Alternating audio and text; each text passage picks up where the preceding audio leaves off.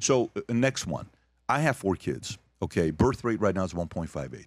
Everybody I meet, I tell them have a lot of kids. Okay, what can we do to get the youth to start thinking about having a family, having kids, or maybe the crisis is so massive that it's going to take decades to fix, but how would you address it? It's going to take a generation to fix.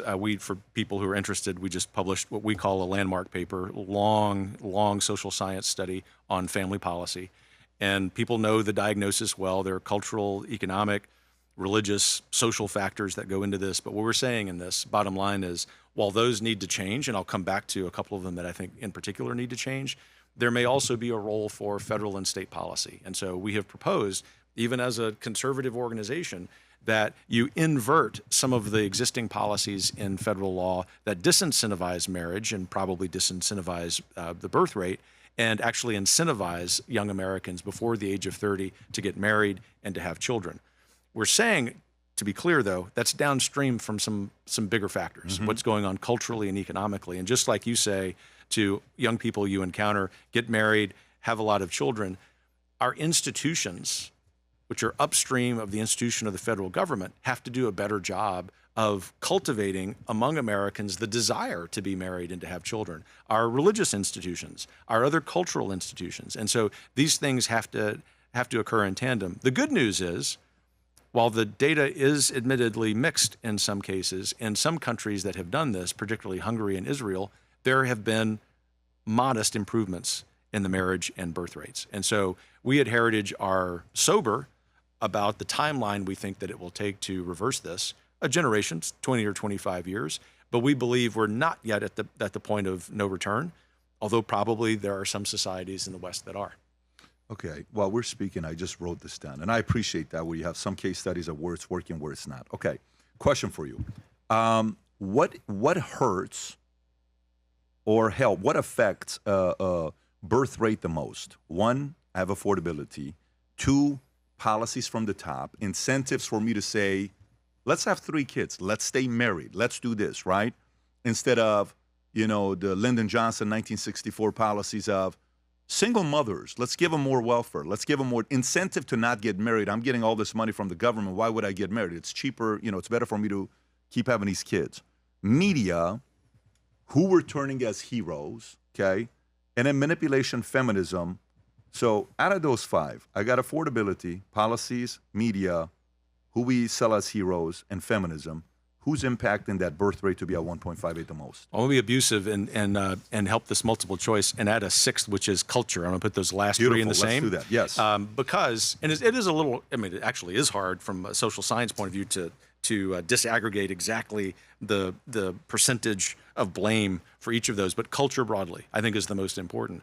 Having said that, what we argue in the paper, and a lot of people who didn't think they would be convinced by our argument have become convinced of it, is that if you have upstream these cultural trends that you outlined so well, and in 1965, the misnamed war on poverty aggravates that by disincentivizing marriage and, at least in some segments of the population, birth, then you have the situation that we're in. And then what's happened, especially over the last 15 to 20 years, as healthcare and higher education costs have skyrocketed, we've foisted upon that really bad context the impossibility from the standpoint of many young American men and women who want to be married and want to have kids, of believing financially they can make it happen. And so what we're trying to do is address in that paper the last 2 of those, the federal policy and economic policies that need to change.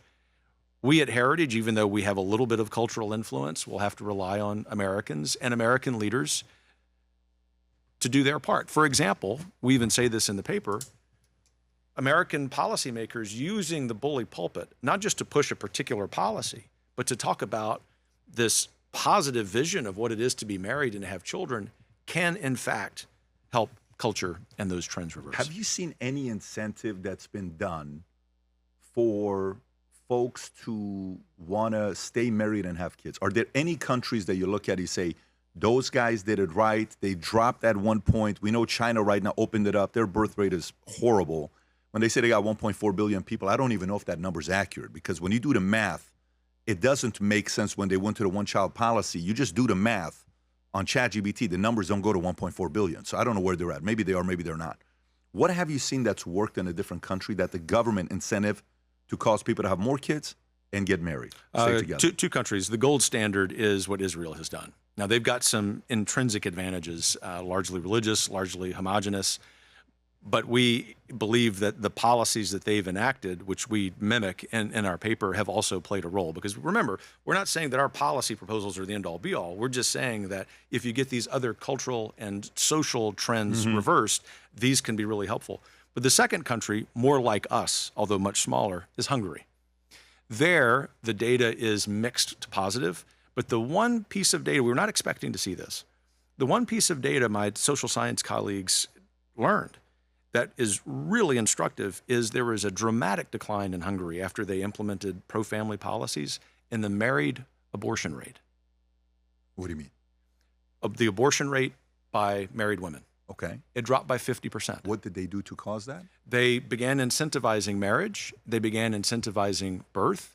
One of the proposals we make in our paper, for example, incentivizes both of those, somewhat modeled on the Hungary example. The Hungary example actually, after a certain number of children, will eliminate the national tax burden, income tax burden on that married couple. We don't go quite that far. But there, in a society that resembles more the pluralism of the United States, there is hopefulness. So we believe what needs to happen is that Congress should basically plus up the Trump accounts to include an incentive for marriage, a $2,500 tax credit for men and women who get married by the age of 30. And then we want to expand the adoption tax credit, which is $17,260, to include natural births for those families. We still want people to adopt. Unpack that for me if you could, the $17,000 one. If you and your wife decide you want to go adopt a child, there is a $17,000 tax credit. Does that exist right now? Or it exists right now. And when did that happen? Several years ago. I forget which year, but it's been on the tax code for a long time. What we're arguing is that take that same concept. We still want, of course, people to adopt, even more people to adopt. It actually will probably help both of these pieces of data. But take that same part of the tax code and expand it to births, natural births for a married couple. That's real money. That probably begins to change behavior. Does it get the fertility rate from where it is now, 1.58, to replacement rate 2.1 on its own? No. But if you have the president and his entire administration talking about the beauty of marriage and family, if you eliminate all the disincentives in our safety net programs toward marriage, you probably start knocking on the door of the replacement rate over 10 or 15 or 20 years. What if we did husband and wife, married, each kid that's born, you're still married. The first two kids, fine, no problem. Third kid, $25,000 tax credit. Fourth kid, $50,000 tax credit. Fifth kid, $100,000 tax credit. I think we can afford that because if I was to, and maybe we can do the fifth kid, $75,000. Reason why I say that is because Rob, can you type in data? How many husband and wives have 5 kids together? You know what I'm saying? I don't know how to ask that question. How do you ask the question? What's the proper way to ask that question? That's how I would word it. How many husband and wives have 5 kids together? I'd want to know what that number is. Can you pull that up? Because what if the incentive was after 2? Because first 2, you got to do it anyways, right? By the third one, if I'm going 25, 50, 75, 100 for the 6th, I had what's his name? Dr. Taylor Marshall, that you may know, right? I know He Taylor. was a Catholic. He became a Catholic, left the Episcopal Church. He was a priest there, and he's a great storyteller. And he said they have 8 kids together. I said, why do you have 8 kids? He says, I'm a traditional Catholic. I said, tell me more. He says, pull up how many kids traditional Catholics have on average. I said, I don't know what the number is. 4.9. Yeah. How many kids do you have? We have 4, and our fellow traditional Catholic families say, y'all are kind of pulling up the caboose, Roberts. I know, hurting the average. So what does it say, Rob? Oh, wow, really? The number is 5%. I love that. I wonder, can you ask the question of what that number looks like the last 10 years? The last 10 years, what that number looks like. So maybe if we do 5, yeah. What do you think about that system? To incentivize 3rd, 4th, and 5th kid of husband and wife staying together. We're enamored with that idea. We didn't propose that in our paper because we want to do more research. So 2 things I will say. What you described is basically Hungary's system. And the second thing is We see this family policy paper as sort of a launch point to commence conversations like what you and I are having. We thought, especially given the news cycle, that we would get a lot more blowback on this paper, including from some conservative circles. While there are truly, legitimate critiques of using government policy, What is the for argument? that as a conservative organization, we shouldn't be talking about government programs for anything. Okay, got it. And while that is a good faith, legitimate, That's the only argument? Yeah, for the most part. Okay, got it. What our response is, well, you're not going to be able to afford what we're doing if you don't have more kids as a civil society. And so what we will continue to do is do research on programs like what you've described. The second point I will say is, I think there's a real opportunity here for states to participate. In fact, as a conservative, I would prefer states to do most policy. State legislatures could receive block grants from the federal government to go innovate and see over 5 or 10 or 15 years with incentives for them if there is an improvement in both the marriage and birth rates. Yeah, I think that would be one way for somebody to think about. I think the other part is also universities. You're seeing more women are going to college, getting 4-year degrees than men. I think the number is 64% versus 36%. So some could say that's a pro or con because they're also being brainwashed longer with more the woke way of thinking when you go into college. So I don't know if that stat is even a positive thing. No, we don't believe that it is. There's obviously good for anyone graduating from college, whether men or women, but we're really concerned about the war on and the crisis of manhood in the United States, which doesn't come obviously at the expense of women. The complementarity of men and women should cause us to really be concerned about the thing that sticks out for me, having a then teenage brother who committed suicide when I was 9, is the quadruple. It's 4 times as likely for boys and men in this country to commit suicide than women.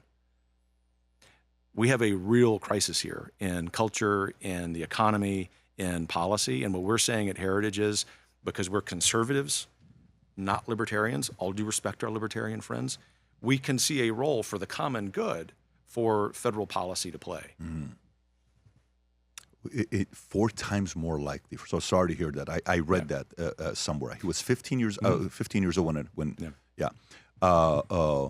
you hear the stories. It happened in our school to one of my kids' classmate, and he came home explaining. I'm like, you got to be kidding me. No, babe. I'm like, are you serious? Yeah. What are you talking about? Yeah. It's just so common. It is a tough conversation to have. So why do you think that's happening today? You think the main reason is parents allowing social media to be available to them too early? Well, we know that social media has a huge role to play. In fact, one of the most common critiques that we at Heritage make of social media, especially TikTok, is the effect that it has on young women, especially TikTok on young women. But broadly defined, social media, the breakdown of the family, of course, affects both boys and girls, but also institutions have no longer served any young American well, but I think young men have felt that particularly profoundly.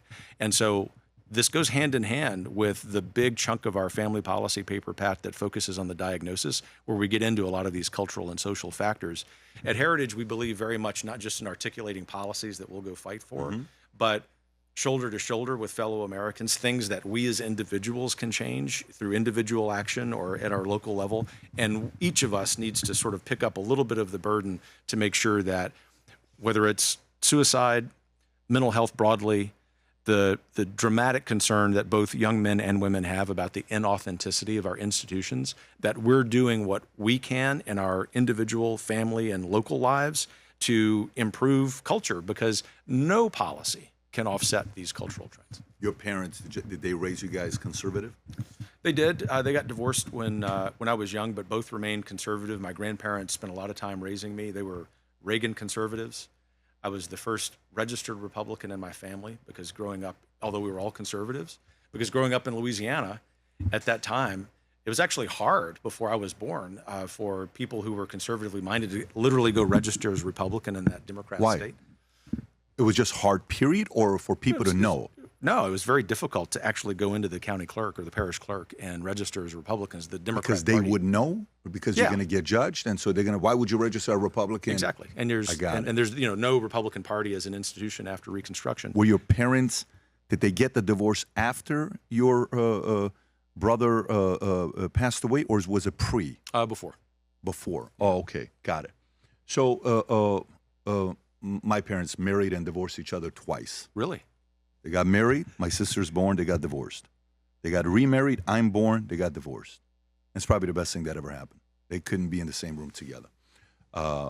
It was a challenge. But as a kid going through it, oh my God, there was a lot of pressure on me as a young boy because I love my dad and I love my mom and I love my family, and to lose that, seeing the steps when he's coming up, and we had a glass door, and I know my dad was home at 8:30 in Iran, and I never experienced that again since 1989.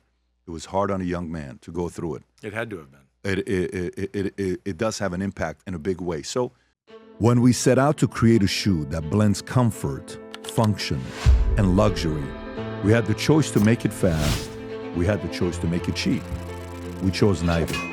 Instead, we chose Tuscany, Italy. We chose true Italian craftsmanship, each pair touched by 50 skilled hands. We chose patience, spending 2 years perfecting every detail, and we chose the finest quality at every step. Introducing the Future Looks Bright collection. Not rushed, not disposable, not ordinary. Rather, intentional, luxurious, timeless.